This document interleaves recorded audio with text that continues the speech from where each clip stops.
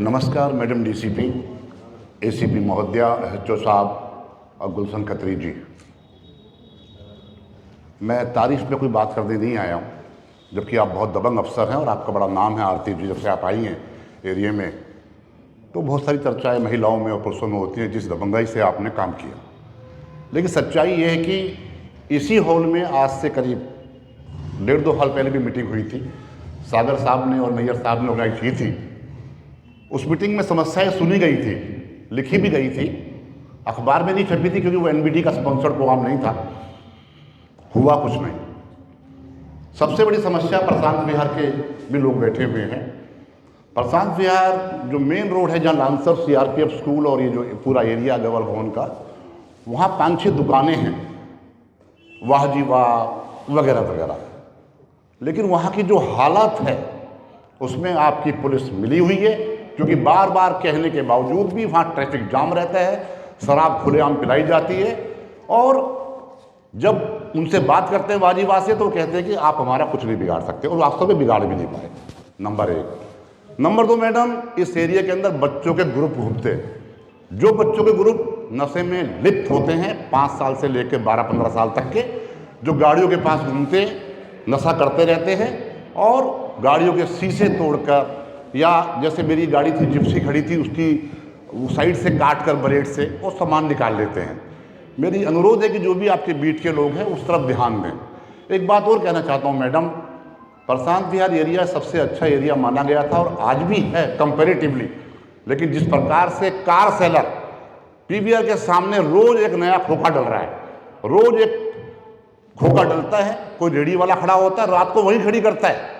दिन में व्यापार करे जाए तो अच्छा लगता है कि रोजी रोटी का सवाल है, लेकिन वही खड़ी करता है और हमारा एरिया स्लम बनने जा रहा है। और जो ये कार डीलर हैं, मुझे नहीं मालूम कि पुलिस का क्या उसमें रोल है। पूरी रोड भरी पड़ी है, दोनों पूरी मार्केट भरी पड़ी है, महिलाएं वहाँ से गुजर नहीं सकती और खुलेआम शराब वहाँ लोग शाम को रेस्टोरेंट के बाहर पीते हैं। और आपके बीट के लोगों को कहा जाता है तो कोई खास परवाह नहीं है। और एक बहुत बड़ी शिकायत, जिससे कि मैं कल ही रात को सालासर से आया तो देखा हमारे आरजी कॉम्प्लेक्स है सेक्टर 14 के अंदर, वहाँ एक क्रिस्पी बाइट के नाम से दुकान है, जहाँ कई बार पुलिस ने कोशिश भी की है, रात को आए भी हैं पुलिस ऑफिसर, लेकिन वहाँ पर पूरी रात वो रेस्टोरेंट चलता है। डिलीवरी बॉय वहाँ खड़े होते हैं और ये प्रशांत विहार में ही है, आरजी कॉम्प्लेक्स में, आपको मालूम होगा। और वहाँ पर इतनी बुरी हालत है, आसपास के लोग मैडम सो नहीं सकते। लोग शराब पीते हैं, म्यूजिक तेज चलाते हैं, गाड़ियों के अंदर हंगामा करते हैं, और यदि कोई बोलता है तो उसकी पिटाई करते हैं।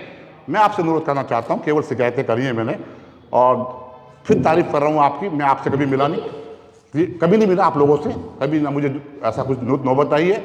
मैं चाहता हूं कि इसमें बीट कांस्टेबल को सख्त किया जाए, क्योंकि ना जाने किस लालच के अंदर पूरे एरिया को सलम बनाने में लगे हुए हैं। और हमारी आपसे अनुरोध है, इसी अनुरोध के साथ गुलशन राय जी, आपको बहुत बहुत धन्यवाद। थैंक यू सर, जो आपने एक्चुअल में जो पोजीशन है उससे हमें भूल कराने के लिए। और ये सुनना सबको अच्छा लगता है, लेकिन उसका तो फायदा नहीं है, वो टाइम नहीं है। लेकिन आपने जो हमें काम बताया है, ये जो 3 दुकान बता रहे हैं वाजी वगैरह वाले के, ये हमारे संज्ञान में भी है और इस पर हमने शायद आपको नहीं पता होगा, उसमें एक्शन भी चल रहा है। पहले वहाँ पर बहुत ज़रूरत से ज़्यादा प्रॉब्लम चल रही थी, अभी अगर हम निकलेंगे तो उसमें सुधार करने की कोशिश की जा रही है। लेकिन क्योंकि आपने इस पर ध्यान दिया तो हम इस पर पूरा करेंगे। आप लोग भी अगर इवनिंग में हमारे साथ आना चाहते हैं पेट्रोलिंग में, फुट पेट्रोलिंग में और एक्शन टेकन में, तो हम लोग बहुत आप लोगों का आभार प्रकट करेंगे, क्योंकि हम लोग इवनिंग में घूमते हैं, हमारी फुट पेट्रोलिंग है इवनिंग में।